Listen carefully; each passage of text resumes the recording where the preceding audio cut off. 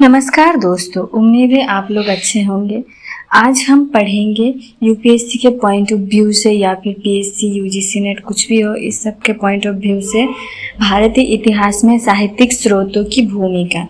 तो साहित्यिक स्रोत की ये हमारी पहली क्लास है। तो चलिए शुरू करते हैं हमारी आज की क्लास।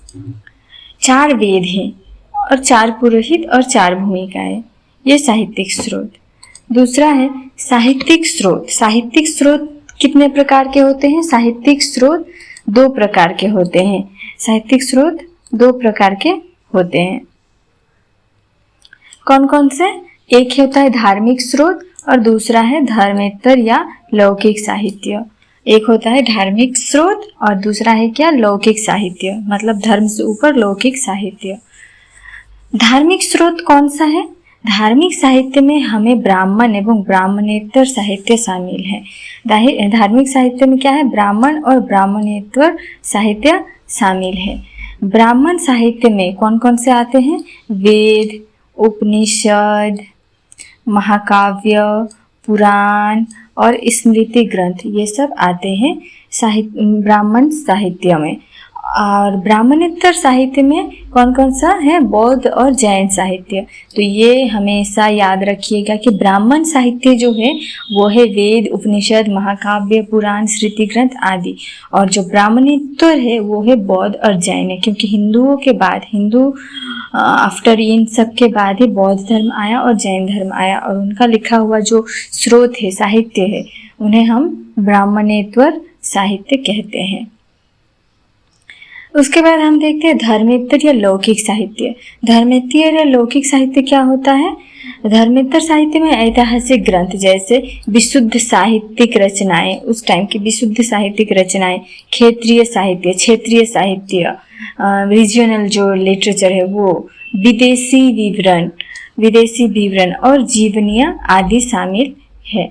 तो धर्मेतर साहित्य में हमें विशुद्ध साहित्यिक रचनाएं, क्षेत्रीय साहित्य, विदेशी विवरण एवं जीवनियाँ आदि शामिल है। इसके बाद है ब्राह्मण साहित्य। अभी हम पढ़ेंगे वेद के बारे में। यहाँ पे सबसे पहले हमने देखा वेद, उसके बाद उपनिषद, महाकाव्य, पुराण, स्मृति ग्रंथ। तो अभी हम पढ़ेंगे वेद के बारे में। वेद क्या है? वेद एक ब्राह्मण साहित्य है। वेद की संख्या कितनी है? 4 है, जिनके नाम क्रमश क्या क्या है? ऋग्वेद, सामवेद, यजुर्वेद और अथर्ववेद। चारों वेदों का सम्मिलित रूप को क्या कहते हैं? संहिता। चारों वेद के सम्मिलित रूप को क्या कहते हैं? संहिता। श्रवण परंपरा में सुरक्षित होने के कारण वेदों को श्रुति कहा गया है। वेदों को श्रुति क्यों कहा गया है? उस टाइम में कोई लिखने का कोई सिस्टम नहीं था, कोई लिखने की कला आई नहीं थी, तो इसीलिए वेद का क्या था? सुन सुन के याद करके रखना पड़ता था। एक जनरेशन दूसरे जनरेशन को सुना के याद करवाते थे, या फिर सुन सुन के वो याद करते थे। इसीलिए इस श्रवण परंपरा के लिए ही वेदों को श्रुति भी कहा जाता है। वेद व्यास जो कालांतर में वेदों को संकलित किया तथा इन्हें 4 भागों में बांटा। तो वेदों को संकलित किसने किया? वेद व्यास ने वेदों को सबसे पहली बार संकलित किया और इन्हें कितने भागों में बांटा? 4 भागों में, ऋग्वेद, सामवेद, यजुर्वेद और अथर्ववेद में। तो ऋग्वेद क्या होता है? वेद और उनसे जुड़े पुरोहित वो उनके कार्य। तो हर एक वेद, जो 4 वेद है, चारों वेद के एक एक पुरोहित है और उनका कार्य अलग अलग दर्शाया गया है। तो ऋग्वेद के पुरोहित कौन है? होता या होत्री। ऋग्वेद के पुरोहित कौन है? होता या होत्री, यह पुरोहित। और यजुर्वेद के हैं अधर्यु, सामवेद के हैं उद्गाथा और अथर्ववेद के हैं ब्रह्मा। तो इसे हम जल्दी जल्दी याद करते हैं।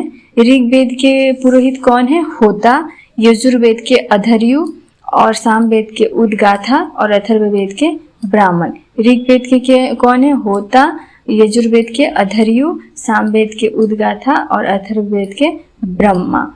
तो हमें ये यूजीसी नेट या फिर यूपीएससी बहुत ही इंपॉर्टेंट है, ये आता ही है। ऋग्वेद जैसे कि एक साइड दे देंगे वेदों के नाम और दूसरे साइड दे देंगे उनके पुरोहितों के नाम, तो हमें ये मिलाना पड़ता है। तो हमें हमेशा याद रखना पड़ेगा ऋग्वेद के कौन है? होता, यजुर्वेद के अधर्यु और सामवेद के उद्गाथा और अथर्ववेद के ब्रह्मा। अभी हम पढ़ेंगे इन पुरोहितों के क्या काम था? ये पुरोहित देवताओं को यज्ञ में बुलाते थे। जब यज्ञ होता था तो ऋग्वेद के जो पुरोहित होता वो क्या कर यज्ञ में पुरोहित देवताओं को यज्ञ में बुलाता था। ऋचाओ मतलब ऋग्वेद के जो मंत्र हैं का पाठ करते हुए देवताओं की स्तुति करता था। मंत्रों को पाठ करते थे और देवताओं की तारीफें करता था, स्तुति देवताओं के याद करके उनके नाम बोलता था। यजुर्वेद, यह पुरोहित यज्ञ से संबंधित सभी कर्म कांडों को समुचित अनुष्ठान सही तरीके से संपादन करता था।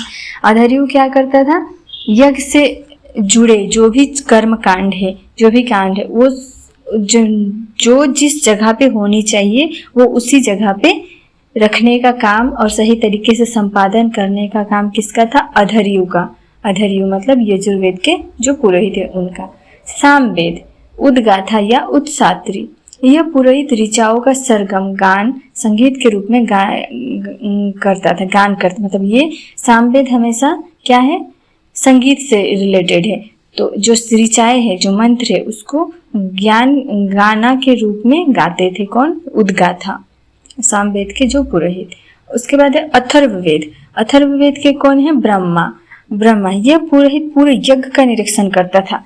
कोई भी काम, अभी भी कोई भी काम होता है उसके बाद निरीक्षण करने के लिए बड़े अधिकारी आते हैं, तो उस टाइम में भी यज्ञ का पूरा ही निरीक्षण कौन करता था? ब्राह्मण पुरोहित पूरे यज्ञ का निरीक्षण करता था।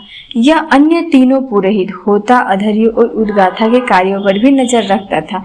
ये बाकी इन तीनों पुरोहित जो है उनके कार्यों पर भी नजर रखता था। इसे सर्वोच्च पुरोहित माना जाता था। तो सर्वोच्च पुरोहित कौन है? ब्रह्मा। अभी भी सब मानते हैं ब्रह्मा जी सबसे ऊपर हैं। तो हमें क्या क्या समझ आया? ऋग्वेद वेद कितने हैं? 4 वेद है। उनके एक एक पुरोहित है। ऋग्वेद के होता, यजुर्वेद के अधर्यु, सामवेद के उद्गाथा और अथर्ववेद के ब्रह्मा। तो हो गया है। उम्मीद है आपको समझ में आई होगी आज की क्लास। बहुत ही अच्छी तरह से याद करने के लिए बार बार क्लास को देखिए, नोट्स बना लीजिए। नोट्स बनाने से जल्दी याद होता है और पढ़ते रहिए। ये बहुत ही इम्पोर्टेंट टॉपिक है। इसके बाद हम पढ़ेंगे ऋग्वेद के ऊपर, जो हिस्ट्री है ऋग्वेद साहित्य के ऊपर, उसके ऊपर। तो आज के लिए इतना ही। उम्मीद है आप लोग सब अच्छे रहेंगे। वीडियो पसंद आए तो लाइक, शेयर और सब्सक्राइब जरूर कीजिए। नमस्कार दोस्तों।